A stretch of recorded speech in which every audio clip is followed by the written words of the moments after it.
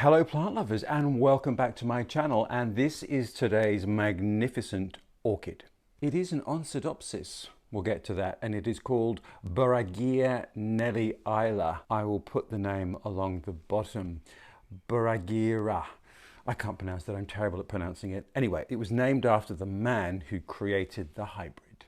So many lessons for me to share from this orchid, but I'll get to that. The story is long and complex. But first, what is an Oncidopsis? Well, this orchid is one of those types that is the mad creation of a mad orchid creator. It's like the Frankenstein of orchids. It's got, I think, 4 different species that were hybridized to produce this. And from the title, you can guess that Oncidium and Miltoniopsis are perhaps 2 of the biggest gene contributors. And you can certainly see that it looks like an Oncidium in terms of its leaf structure, but the flower, and I have its cousin right here, does look more like the Miltoniopsis. And this is mine that has the name I don't love, Kelly Spangled Banner, but still beautiful and still so fragrant. It's got the most delicious fragrance. So there we go. You can see that the flower shape very much echoes the Miltoniopsis, whereas the leaf structure very much looks like an Oncidium. Okie dokie. So let's get to some basics and some of the backstory with this. Now, I bought this orchid perhaps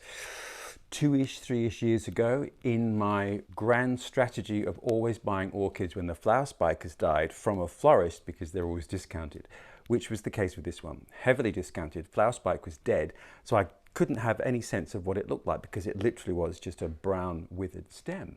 I presumed it was an Oncidium, but still then didn't really know that much about Oncidium care either, I have to say. And my first mistake was that I overpotted it, so the pot was much bigger than this, thinking as you do that it's going to love the extra space, it'll grow and flourish. No, plant lovers, it didn't. And the other thing was that my last apartment didn't have a great deal of light, and so although this orchid isn't that light demanding, I do think it was just a little bit murky and the pot was too big. Ergo, nothing happened. It just sat there. Then, as my orchid journey progressed, I thought, well, you know what, I think perhaps this might like a little bit more of a stronger ambient light, not bright light obviously, but more Oncidium level light, and it was overpotted, so I repotted it down a size so that the pseudobulbs only just fitted into this terracotta pot, because I am a terracotta pot kind of guy. Now, I did that about, I can't remember, maybe 2 or 3 months ago, and almost immediately, generally when you repot an orchid, it's gonna, have a little bit of time to adjust to its new surroundings.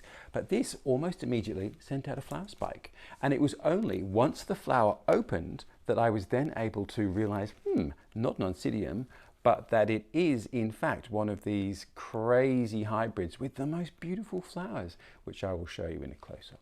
It turns out that Nelly Isler, I think that's the right way to pronounce it, is actually relatively common. So you do see it quite a lot in florists and flower shops and garden centres. So do give it a whirl. It has, in my reading, a bit of a reputation for being tricky, but I'm here to defend Nelly and say she ain't that tricky. Look at this. And I am a very low maintenance orchid grower. Plant lovers, I'm here to tell you that. So here's what I learned that will make Nelly happy, and we all want to make Nelly happy. Likewise then, you want to treat it as an Oncidium, which means fairly bright but filtered and indirect light. It can be a little stronger in winter and then more dappled and shady in summer. And I have kept this indoors all the time. I never really let it go outside. I think this could probably actually do very well outside here in Melbourne all year because it is also quite cool tolerant. And so to that effect, a little bit of geography for you. I am in Melbourne, which I will show you right now, the southeast of Australia. We are classified as a cool temperate climate, which is not strictly true because of course summers can be blindingly hot and winters can get down to about 1 degree Celsius, which is, 33, 34 degrees Fahrenheit. Maximums in summer can get well over 40 degrees, which is well over, I think, 110 Fahrenheit. So huge range of temperature. What I discovered then in my research is that Nelly has a lot of the characteristics of Miltoniopsis in that it errs slightly on the cooler side. So it does like a cooler winter and it does like cooler summer temperatures. So it is not really a heat-loving orchid. So I would say wherever you're keeping it, just make sure that the temperature doesn't get too hot. This is living downstairs in an area that gets really quite a lot of beautiful winter sunlight, but more filtered summer sunlight, and it's certainly flourished. And the temperature down there is a little bit cooler than it is up here, which is where other of my orchids live. Light we've covered. Basically the same kind of conditions as an Oncidium. Fairly bright, indirect light, a bit stronger in winter, perhaps not direct, and a bit gentler in summer. Pretty standard for an orchid. It does, though, like the cool, and I think cool temperatures in winter perhaps stimulate the flower spikes. So again, it does need that temperature change from night to day and the seasonality change in temperature. Water-wise, I treat it like an Oncidium. Don't let it dry out that much. You can see mine has got a few crinkly leaves, which they say is due to not having enough water when the leaves were growing. What do you do? I try my best. So my recommendation with this is a little often. Don't let it dry out. Don't overwater it, which is the same for most orchids. So not particularly tricky. Food-wise, again, pretty much like the Oncidiums, I give it a weak dose of a seaweed-soluble solution whenever I remember, which can be once a fortnight in spring and summer, and then easing off with fertilizing in winter, which again is pretty consistent with most orchids. And my secret is to also, though, in the pot, put literally 1 or 2 grains of a slow release fertilizer that isn't going to sit near the roots when you repot it, so a little bit buried within the medium. I'm also a great believer of putting the, and I can't pronounce it, but the fungal root powder that stimulates fungal growth within the soil medium that you're potting things in.